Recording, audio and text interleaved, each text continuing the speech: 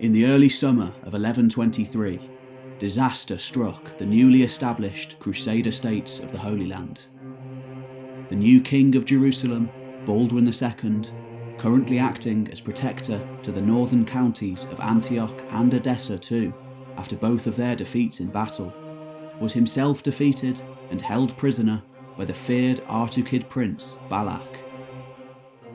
With the loss of the king, increasingly daring bands of Turks began to push over the frontier to seize plunder and slaves, threatening to plunge the entire region into turmoil. To make matters even worse, along the coastline, the Fatimid Egyptians, no particular allies to the Turks, but a deadly adversary nonetheless to the Crusaders, still controlled the highly sought-after seaways along the Levantine shore. Over the preceding decades, a long and bitter war of attrition had been fought by the lords of Tripoli and Jerusalem in order to bring the Egyptian-held coastal cities of the Levant under their control. Though in truth, little headway had been made since the early days, cities such as Acre, Jaffa and Tripoli already long having fallen under the sway of Jerusalem. Yet large and powerful maritime cities such as Ascalon and Tyre, ever resupplied from the sea, still remained in the hands of the Fatimids and the Turks, both offering fierce resistance towards any attempts at capturing them, and proving a constant thorn in the side of the Crusaders. Fleets operating out of both of these cities, and from the ports of Alexandria and Damietta in Egypt, dominated the seaways in those days, disrupting shipping and threatening to cut off the Crusaders from Europe altogether. In May 1123, a large Egyptian fleet seized the opportunity of Baldwin's capture to besiege the coastal city of Jaffa. After an inconclusive engagement, the Egyptian fleet ultimately pulled out towards the south, likely to resupply off Ascalon. Knowing that the Crusaders lacked any sort of naval power to speak of, and the Byzantines being preoccupied with events to the north in the interior of Asia Minor, the Fatimids could rest easy for the time being. With the ascendancy of the Artukid prince Balak in the east, and the capture of Baldwin II, Jerusalem looked set to fall. The Egyptians could take their time in reclaiming their cities, and pay their sailors by preying on any merchant vessels foolhardy enough to try their luck along the coast during that turbulent time. After a few days of patrols, a lookout on one of the outlying vessels of the fleet spotted exactly what they'd been looking for: a group of trading vessels hugging the deeper waters out on the horizon, seeking to slip by unseen. Upon hearing the good news, the admiral of the fleet gave the order to give chase. Ever since the Norman conquest of Sicily, the Egyptians had suffered a serious deficit of timber. Small trading fleets such as these came in handy. They could always use the ships, and of course, there was the potential plunder and slaves to be found on board. Almost immediately, the large Egyptian war galleys gave chase, plying out into the deeper waters in search of an easy victory. Before any of the Fatimid rowers realised it, however, large, billowing sails began to be spotted emerging out of the horizon on all sides around them. It was a trap. The trading vessels were in fact just the outliers of a much larger fleet, sailing just out of sight below the horizon. To the horror of the Fatimid sailors, they were surrounded. No sooner had the Egyptian ships engaged in pursuit did they find themselves outnumbered and surrounded on all sides by skilled Christian mariners. The 12th century historian William of Tyre recounts what happened next. A fierce battle commenced. Both sides fought with great bitterness, and there were so many killed that those who were there most emphatically assure you, as unlikely as it may sound, that the victors waded in the enemy's blood, and the surrounding sea was dyed red from the blood that flowed down from the ships, up to a radius of 2,000 steps. But the shores, they say, were so thickly covered with the corpses that were ejected from the sea that the air was tainted, and the surrounding region contracted a plague.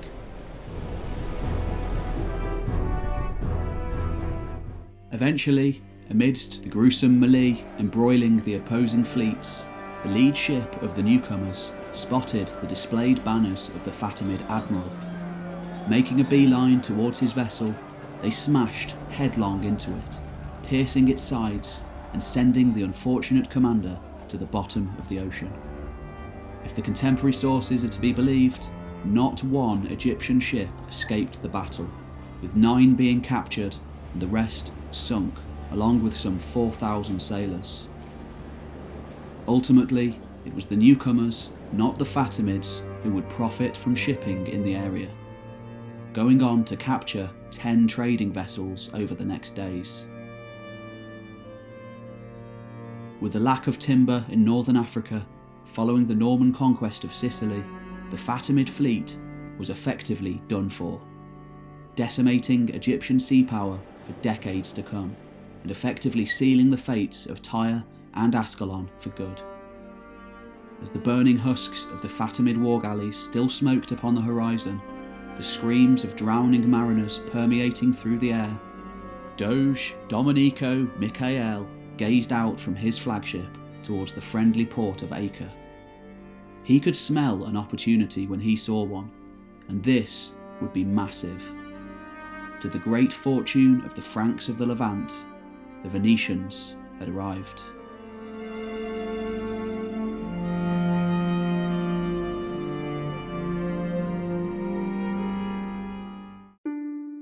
Upon the initial calling of the First Crusade, back in the late 1090s, the city-state of Venice, a rising power on the world scene, had initially hung back, matching the Norman prince Roger of Sicily in remaining neutral, refusing to pledge his undying loyalty to the campaign, like the other foremost Italian maritime cities, Genoa and Pisa. Whereas they had leapt at the chance of furthering their own spheres of influence, and in engaging in the Crusader zeal, Venice recognised that war was bad for business. The Venetians wanted to keep their existing trade routes open, having already been trading with Egypt and the Islamic powers of the Levant since the beginning of the century. It was there, on the crystal clear waters of the Mediterranean, that the riches of the Silk Roads flowed in from India and the Far East, trickling in from far away on the backs of camels, before being loaded up alongside timber from Northern Europe, metal from Anatolia, and ivory from the south. But Venice already had access to the area, the Fatimids of Egypt being good trading partners, and even the warlike Seljuk Turks increasingly realising the potential benefits of keeping the port cities of the Levant open to trade. The Venetian Doge at the time, Vitali Michael, ever the businessman, preferred to wait after the First Crusade was called, in order to judge for himself the scale of the enterprise and its prospects for success, before committing the services of his republic. For him, the primary goal of Venice was to retain the city's advantage over the other Italian city-states, most notably the rising powers of Genoa and Pisa, both maritime powers with fierce mercantile ambitions of their own. On the face of it, purely from a geographical perspective, Venice was at the obvious advantage. The city on the lagoon lay on a far closer and easier route to both Constantinople and the Holy Land. She already had firm links in the Levant and Egypt, and in 1092 notably gained extensive trade rights all over the Byzantine Empire, granted by the Emperor Alexius Comnenus in an attempt to revitalise the ailing Byzantine economy, decimated by decades of civil war and hemorrhaging territory to the Seljuk Turks. Not only were Venetian merchants to be made exempt from taxes on both imports and exports, but they were also granted an entire district and anchorage in the imperial capital. Genoa and Pisa, meanwhile, engaged themselves in an intensive rivalry, spending much of their time and energy in fighting over control of Corsica and other commercial interests in the Western Mediterranean. Rather than being filled with joy, like much of the rest of Europe at the calling of the First Crusade, many Venetians were instead filled with apprehension. All of their carefully laid plans were now threatened with destruction. Not only was war bad for business, but it also threatened to give an opportunity for expansion to the other maritime cities, should the endeavour succeed. As early as 1097, a Genoan fleet left port to ferry much needed supplies to the Crusaders during the siege of Antioch, and the Pisans weren't far behind them, arriving in the area shortly afterwards to disrupt the Venetian stranglehold on the region.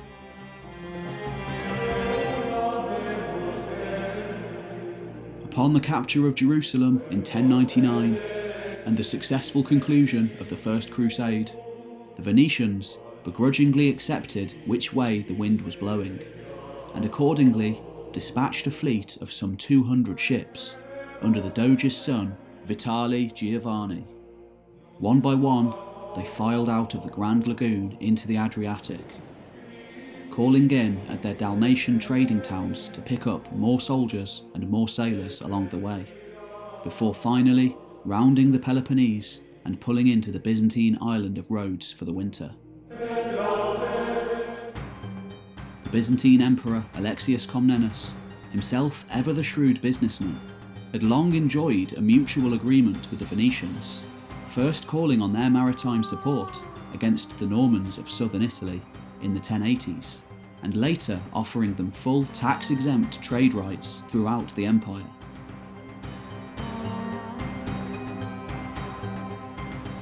Now faced with the very same Normans having seized the former provincial capital of Antioch for their own, rather than returning it to him, he attempted to utilise the Venetians for his own ends. Whilst the fleet lay anchored off the coast of Rhodes, Alexius seems to have sent word to the Doge, asking him to pull out of the region entirely, or come to his aid rather than support the Crusaders, always emphasising their treacherous actions while stressing his own long-standing agreement with Venice.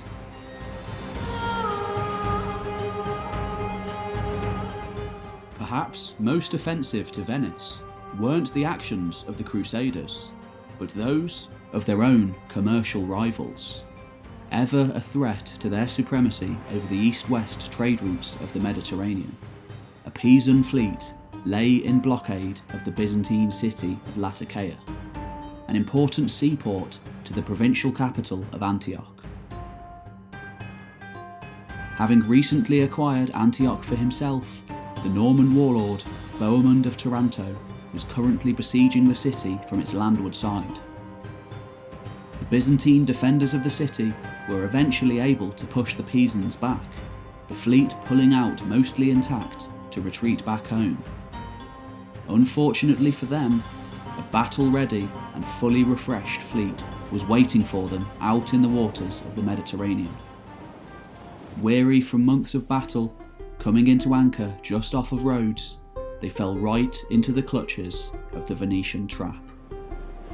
For the first time in history, Venetian and Pisan fleets engaged in a fierce battle at sea.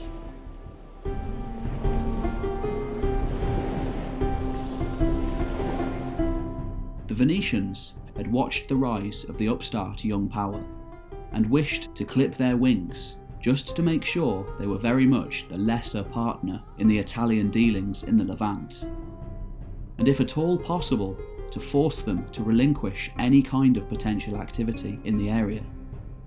A brutal fight ensued, with mariners leaping from ship to ship to overwhelm enemy crews, just as much as man-o'-wars crashed into each other, bulkheads and masts hideously crunching in a battle for mastery over the waves. By day's end, it was the Venetians who had made their point, seeing 20 Pisan ships and around 4,000 sailors captured.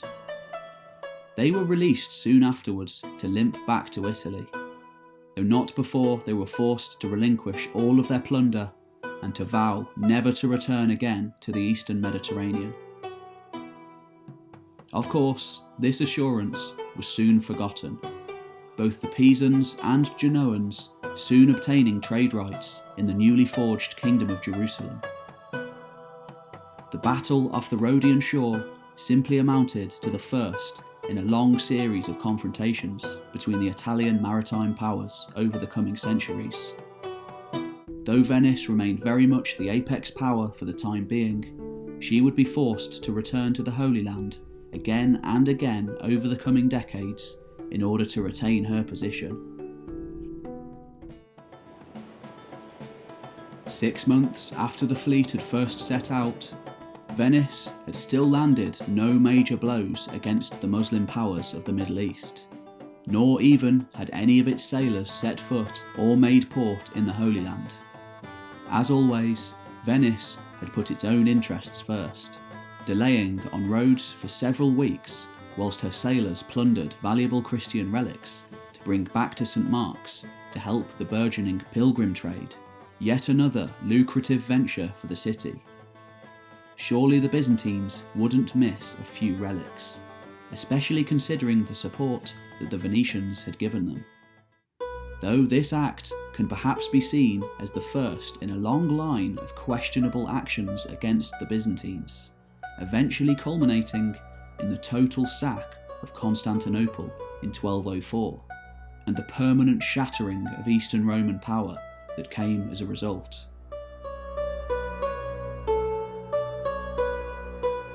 Finally, in the summer of 1100, the Venetian fleet put into port at the recently conquered city of Jaffa.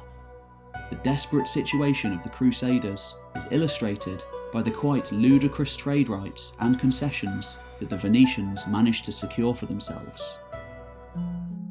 It would be fair to say that if the Genoans and the Pisans had it good, the Venetians were offered a ridiculous price.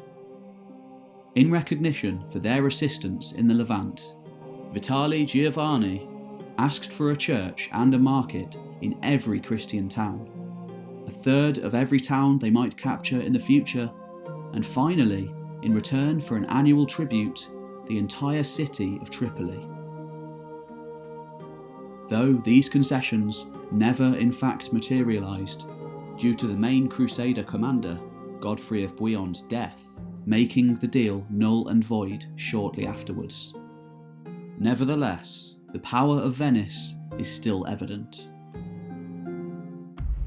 Godfrey's death and the ensuing political crisis in the newly forged Kingdom of Jerusalem delayed the proposed attack on Acre, and a compromise was made in attacking Haifa, a predominantly Jewish settlement, understandably unwilling to submit due to the recent massacre of Jerusalem's entire Jewish population. Nonetheless, the Venetians besieged the city, their siege weapons ultimately proving too much for the defenders to handle. Zealous crusaders rushed through the city's gates, and as feared, in a repeat of scenes that took place from the Rhine to the Jordan, they launched into a vicious pogrom against the Jewish inhabitants of the city, massacring thousands. So it was that August, weighed down with plunder and holy relics, satisfied that their commercial interests were secure, the Venetian fleet set sail for home. They wouldn't return to the Holy Land for another decade, again motivated primarily not by Crusader zeal, but by the necessity of overcoming their competition, the other maritime powers of Pisa and Genoa, who in the meantime had both set up commercial activities not only in the Holy Land but also in the Byzantine Empire, though with less advantageous rights in both. There was also a very real military foe to contend with, much closer to home, in the form of the Kingdom of Hungary, under its king Koloman, a fellow Catholic state, but one with competing ambitions along the Adriatic. In the intervening years, a number of floods had decimated the city on the lagoon, levelling churches and seeing entire districts sink into the waters for a time. A new Doge had also been elected, Ordelafo Faliero, an energetic leader who recognised that something would have to give. A new expedition to bring much needed money into the city would do nicely. By 1110, the new Doge, Ordelafo, opted to lead the expedition personally, sitting aboard the flagship of a 100-strong fleet of vessels. As usual, the Venetians' timing was impeccable. At the same time as the Venetians approached, the new ruler of Jerusalem, King Baldwin I, was besieging the city of Sidon, along with an army of axe-wielding marauders led by King Sigurd of Norway, another set of newcomers and a throwback to the age of the Vikings, lured in by profit as much as by religious conviction. Yet the siege was dragging on for longer than anticipated, and it was only thanks to Venetian support that the city finally surrendered in December. Rather than being granted part of Sidon, the Doge seems to have bartered for control of an entire district of Acre, the main port city of Jerusalem, where spices and silks flowed in from the east, ivory from the south, and metals from the north. Baldwin agreed. The Doge even gained the right to use Venetian measures and weights wherever they operated, and to maintain their own magistrate for legal issues. Though Genoa and Pisa had been similarly favoured, Venice had at least ensured a profitable arrangement for the future. On the return journey, they again plundered more Christian relics from Byzantine as well as Turkish-held lands along the coasts of Asia Minor, in order to help with the burgeoning commercial activity of the pilgrimage trail. In the years following Ordelafo's expedition to the Holy Land, even though some 300 ships had already been deployed to the east, it was realised that bigger and better fleets would be required to maintain their position against their commercial rivals. Never able to differentiate between commerce and defence, the shipwrights of Venice engaged in an epic building project, assembling a truly colossal fleet. By 1119, this new fleet would be in dire need again by the Crusader kingdoms. In that year, the entire Antiochene army had been annihilated at the Field of Blood. Though the situation was restored to a tentative balance by the actions of the new king of Jerusalem, Baldwin II, a resurgence of Egyptian sea power now threatened the long-term survival of the kingdom, as well as the ever-powerful Turkic powers of Syria. Urgent calls for aid arrived at the lagoon almost immediately, though, as usual, they also arrived at the rival powers of Genoa and Pisa, though they were tied up in fighting over Corsica. Again, due to good timing, it was Venice's time to shine. Along with a new expedition came a new Doge, Domenico Michiel. His flagship sailed out once more in August 1122, with 71 mighty man-of-wars and many smaller vessels. Though at first its sails were not directed to the Egyptians, but to fellow Christians. They went to the Byzantine island of Corfu to seize relics and to teach the Byzantines a lesson. The death of Alexius Comnenus 4 years earlier had led his son John to the throne, accompanied by a stark shift in policy against the rising power of Venice. Whereas Alexius favoured Venice, John hadn't lived through the dark days of the 1070s and 1080s, and he decided to revoke the trade rights of the young upstarts. In response, Venice simply mercilessly raided the Byzantine islands, easy pickings in the wake of Alexius Comnenus' death in 1118, using the opportunity to teach their partner a lesson. Eventually, John backed down and restated the ludicrous tax exemptions granted when the empire stood on the very verge of oblivion, though the relationship between the two powers became increasingly strained. Ultimately, however, reports trickling in of a new disaster in the Holy Land took the attentions of the fleet. Baldwin II, the King of Jerusalem, as well as Jocelyn of Courtenay, Count of Edessa, had been taken prisoner by the Artukid warlord Balak, leaving the region divided and with no effective leadership. Reluctantly, though sensing a potential profit when he saw one, the Doge gave the order to set sail for the Levant. They took their time, however, leisurely sacking the Aegean islands of Chios, Lesbos, Rhodes and Cyprus along the way, in order to milk the Byzantines for all they had, before finally dropping anchor at Acre in 1123, and decimating the Egyptian fleet operating along the coast. In the aftermath of the defeat of the Egyptian fleet, the Doge returned in triumph to Acre. He was about to do some hard bargaining. Negotiations dragged on for months, with the Christians desperate to capture Tyre, the main trading emporium of the Levantine shore, still in Muslim hands, and Ascalon, the main Fatimid military base.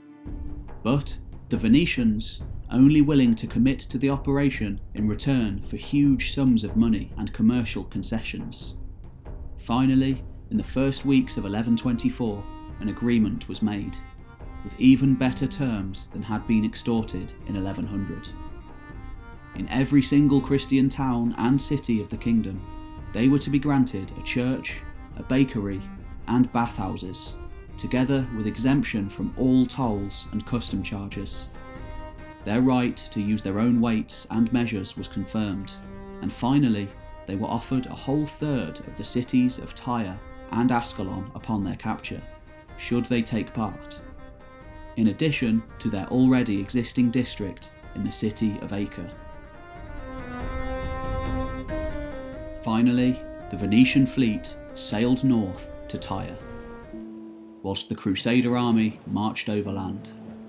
Tyre was an ancient seaport, built upon an exceptional natural harbour, added to by successive generations down through the millennia.